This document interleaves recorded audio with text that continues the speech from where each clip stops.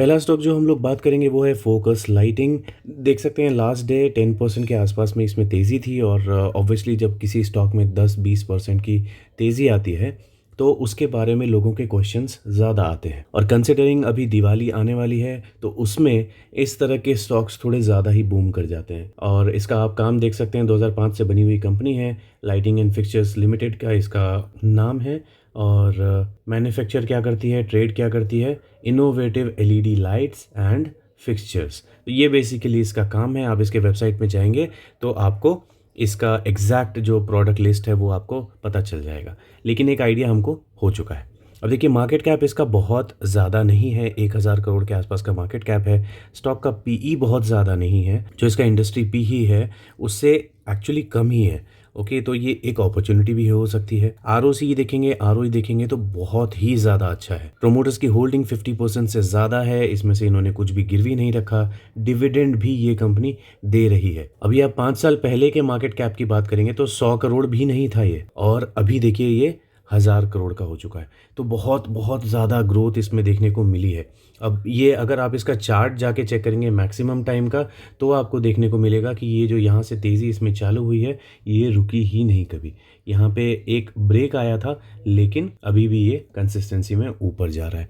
तो जो हम कैंडल वाला चार्ट देखेंगे उसमें मैं बहुत मतलब अच्छे से बता दूंगा कि कौन से लेवल सपोर्ट्स वगैरह हैं और कौन से इसने ब्रेक किए हैं, कहाँ पे मैं इसे कंसिडर कर रहा हूँ। ये मेरे ट्रैकिंग लिस्ट में पहले से है लेकिन इसमें मौका ही कभी नहीं मिलता, तो इसीलिए ये मेरे पोर्टफोलियो में नहीं है। ओके, तो चलिए बात करते हैं पीई रेशियो की। तो पीई रेशियो से मालूम चल रहा है कि मीडियन इसका बहुत नीचे है। ओके, मीडियन कहाँ है, यहाँ पर। और इसका ईपीएस तो बहुत अच्छा दिख रहा है ऊपर जाता हुआ। मैं इस पहाड़ की बात कर रहा हूँ, ये तो पहाड़ जो है ये बढ़ते जा रहे हैं तो बहुत अच्छी बात है, लेकिन इसका पीई भी ऊपर जाता जा रहा है। मतलब कि जितना इसमें बाइंग होनी चाहिए थी उससे कहीं ज़्यादा इसमें बाइंग हो रही है। समझ रहे हो मेरी बात? तो इसका सिंपल सा मतलब ये है कि इसमें आपको अगर अभी बाइंग करने के बाद अगर तेज़ी मिलती है तो वो प्योर लक होगा, और अगर वहाँ से गिरावट होती है तो वो एजम्पशन बहुत सारे लोग कर ही रहे होंगे। अभी देखिए एक और रीज़न जो मैं आपको, एक गेस है मेरा बस, इसका क्वार्टरली रिजल्ट अगर आप चेक करेंगे लास्ट ईयर का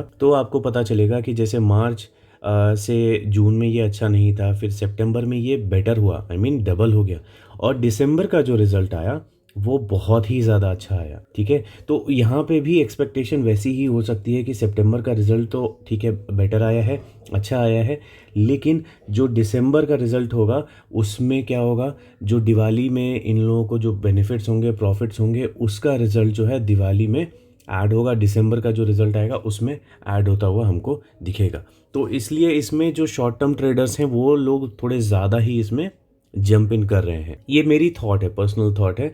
और अगर इसका आप long term profit and loss देखेंगे तो आपको दिखेगा यहाँ से ये बढ़ा, यहाँ से बढ़ा, और बहुत ही ड्रास्टिक गिरावट, फिर यहाँ पे भी बहुत ड्रास्टिक गिरावट। ये कोविड के टाइम के वजह से शायद इसमें असर ऐसा हुआ है। उसके बाद यहाँ पे तेज़ी, यहाँ पे ख़तरनाक ही तेज़ी, और लास्ट 12 मंथ्स का भी देखेंगे तो बहुत ही ज़बरदस्त इसमें प्रॉफिट दिखाई दिया है। ठीक है, वैसे ही अगर आप इसके ओपीएम परसेंटेज में भी चेक करेंगे तो अभी जो इसमें परसेंटेज चल रहे हैं वो पहले के मुकाबले बहुत बहुत ज़्यादा है। ठीक है, तो काम हो रहा है, प्रॉफिट भी आ रहा है, और इसी की वजह से जो आपको चार्ट इस तरह से भागता हुआ दिख रहा है वो दिख रहा है। और एक चीज़ जिसकी वजह से लोग ऐसे स्टॉक्स में जंप कर जाते हैं वो है ज़ीरो डेट। तो अभी इसमें कोई डेट दिखाई नहीं दे रहा, जो पहले थोड़ा बहुत डेट था वो भी इन्होंने ख़त्म कर दिया है, और यहाँ पे रिजर्व्स इसके बढ़ गए हैं। फिक्स्ड एसेट भी जो है थोड़ा बहुत बढ़ता हुआ दिखा है लास्ट क्वार्टर के कंपैरिजन, और यहाँ पे इसे फुल मार्क्स मिल जाते हैं आराम से। तो ज़ीरो डेट कंपनी में थोड़े लोग ज़्यादा ही इन्वेस्टमेंट करते हैं, ये ऑब्वियस ही बात है। कैश फ्लो भी देखेंगे तो कैश फ्लो इसका ओवरऑल अगर आप चेक करेंगे तो ओवरऑल बढ़ता हुआ दिखेगा। जैसे यहाँ -1 से 7 हो गया, लेकिन जो मैं चेक करता हूँ वो ऑपरेटिंग एक्टिविटी चेक करता हूँ, ये यहाँ पे माइनस होता हुआ दिखा है। ओके, और इन्वेस्टर्स की बात करेंगे तो यहाँ कुछ दिखाई दे नहीं रहा, तो हमको यहाँ पे ही जो दिखा रहा है इसी पे मान के चलना पड़ेगा कि इसमें FII DII कोई भी अभी एंटर नहीं है। प्रोमोटर्स की होल्डिंग इतनी है, तो आई थिंक बाकी जो होल्डिंग है वो पब्लिक की होगी। देखिए यहाँ पे मालूम चल जाता है प्रोमोटर्स की होल्डिंग कितनी है, 56%, और पब्लिक की होल्डिंग 43.2%। FII और DII कुछ भी इसमें होल्ड नहीं करके चल रहे। तो ऑब्वियसली जब इसमें गिरावट होगी तब ही आपको ये दोनों भी बाइंग करते हुए दिखेंगे, क्योंकि अभी तो ये ऑलरेडी बहुत ज़्यादा ऊपर चल रहा है। अगर वहाँ से और ऊपर भी चला जाता है तो भी मुझे लगता है पब्लिक को छोड़ के और कोई इसमें बाइंग नहीं करेंगे, क्योंकि पब्लिक बेचारी मासूम होती है। तो कभी कभी इस तरह के स्टॉक्स में उनको रिटर्न मिल जाता है, तो वैसे ही वो गलतियाँ दूसरे स्टॉक्स में भी कर जाते हैं। कहने का मतलब सिंपल सा यही है कि अगर आप लॉन्ग टर्म पर्सपेक्टिव से किसी शेयर को बाय कर रहे हो तो आपको बॉटम पे खरीदना चाहिए। ओके, ये जो फॉल आया इसमें अगर किसी ने बाइंग की होगी तो चलो वो ठीक भी है, लेकिन कोई स्टॉक जब भाग गया है इतना ज़्यादा और उसमें आप बाइंग करना चाह रहे हो तो बहुत बहुत ज़्यादा वैलिड रीजंस होने चाहिए। अभी इसमें रिजल्ट्स अच्छे दिख रहे हैं तो ये भाग रहा है, रिजल्ट्स थोड़े से ख़राब हो जाएंगे कभी, जो कि होंगे ज़रूर, हर स्टॉक में कभी ना कभी ऐसा होता है और कोई भी स्टॉक ऐसा स्ट्रेट लाइन में ऊपर नहीं जा सकता। तो ये जब गिरेगा ना तो इसमें जिन लोगों ने बहुत बहुत बहुत पैसा कमाया है उनको लॉसेस भी बहुत बड़े दिखने शुरू हो जाएंगे। तो उस पैनिक में ये सारे ही लोग जो हैं इसको सेल करना शुरू करेंगे और बहुत बड़े बड़े रेड कैंडल्स आपको देखने को मिल सकते हैं।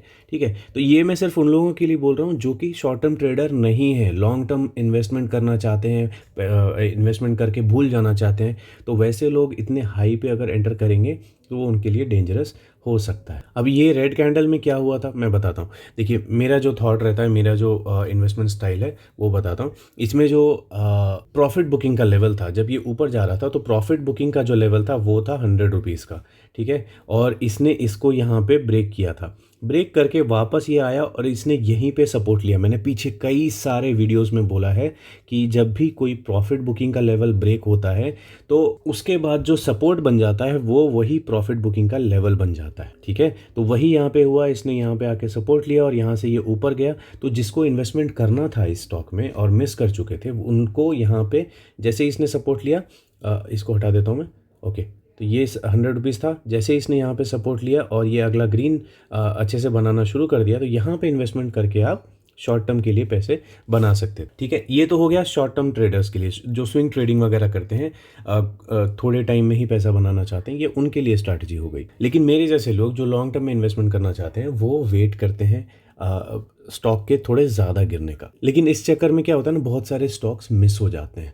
तो सबकी अपनी प्रायोरिटीज़ होती हैं गाइस। ओके, तो किसी भी सिचुएशन को दूसरी सिचुएशन के साथ या किसी भी स्टॉक को दूसरे स्टॉक के साथ कंपैरिजन कभी मत करना। कभी भी ऐसा मत सोचना कि मैंने इसमें यहाँ पे ये बोला लेवल और इसको ब्रेक कर दिया, आपसे मिस हो गया। ऐसा नहीं होता। कोई भी आदमी आपको श्योर शॉट नहीं बता सकता कि कौन से स्टॉक में क्या होने वाला है, कौन सा स्टॉक कहाँ तक जाएगा, कौन सा स्टॉक कहाँ से गिर जाएगा। ठीक है, तो हम सिर्फ एजम्पशंस कर सकते हैं। अभी जैसे पिछले साल जो इसमें 2022 में और 23 के बीच में जो मेरा इसमें टारगेट था वो सिर्फ 30 रुपये के आसपास का ही था यहाँ कहीं पे। और उसको देखिए, अगर वहाँ पे किसी ने इसको मिस किया होगा, मैंने वैसे टारगेट दिया नहीं था इसका, ना मेरे ट्रैकर में था ये, तो अगर मान लो उस टाइम में मैंने 30 रुपये के आसपास का इसका टारगेट दिया रहता कि ये प्रॉफिट बुकिंग का लेवल है, तो यहाँ तो इसने सपोर्ट भी नहीं लिया। ओके, तो ये सुन के अगर किसी ने इसमें बाइंग नहीं की हो और उसके बाद ये स्टॉक आज के टाइम पे आप यहाँ पे देखो तो आपको लगेगा कि ये तो एक स्कैम है, राइट? लेकिन ये स्कैम नहीं है, ये ऐसी पुश बाइंग हो जाती है किसी किसी स्टॉक में, तो वो प्योर लक है। ठीक है, और ऐसे ही प्योर लक को हम लोग ढूंढते हैं। मतलब बहुत सारे लोग जो पेनी स्टॉक बोलते हैं ना, तो वो पेनी स्टॉक्स इस तरह के ही स्टॉक्स हैं जो 10 में से एक या 10 में से 2 स्टॉक जो चल जाते हैं ना। आपको मैंने पहले भी किसी वीडियो में बताया था कि 10 पेनी स्टॉक्स में आप थोड़े थोड़े थोड़े थोड़े पैसे लगाओगे तो उसमें से 1 या 2 स्टॉक अगर चल गए तो ये बाकी के जो 8 स्टॉक्स हैं उनके लॉसेस वो कवर हो जाएंगे और उसके बाद प्रॉफिट भी बहुत ज़्यादा हो जाता है। तो पेनी स्टॉक्स में इन्वेस्टमेंट करने वालों का फंडा ऐसा ही होता है। तो वैसा ही एक पेनी स्टॉक ये था इस टाइम में, जो कि बहुत अच्छा चल चुका है। तो अभी मेरी स्ट्रैटेजी पर्सनल यही रहेगी कि इसमें मैं बहुत लंबे टाइम के लिए वेट करने वाला हूँ। ये मेरे ट्रैकर में रहेगा, लेकिन मैं इसमें बहुत ज़्यादा अभी फोकस्ड नहीं हूँ, बिकॉज ये बहुत ज़्यादा, हमने अपी रेशियो में भी चेक किया, राइट, कि पीई इसका बहुत बहुत ज़्यादा भागा हुआ। ईपीएस तो भागा है, वो अच्छी बात है, लेकिन पीई क्या होना चाहिए था, नीचे आना चाहिए था अपने मीडियन के आसपास। वो ऐसा इसमें नहीं हो रहा है। तो मेरे लिए ये स्टॉक अभी के टाइम पे बिल्कुल भी फोकस में नहीं है, लेकिन अच्छा स्टॉक है ये। अगर आपके पास है तो होल्ड करके चल सकते हैं। चलिए गाइस, तो इस वीडियो में इतना ही। मिलते हैं अगली वीडियो में। अगला वीडियो होगा एक स्टॉक के बारे में जिसका नाम है मॉसचिप। क्वेश्चन आया था आपका, तो इसलिए मैं वो वीडियो बना रहा हूँ। चलिए मिलते हैं उस वीडियो में।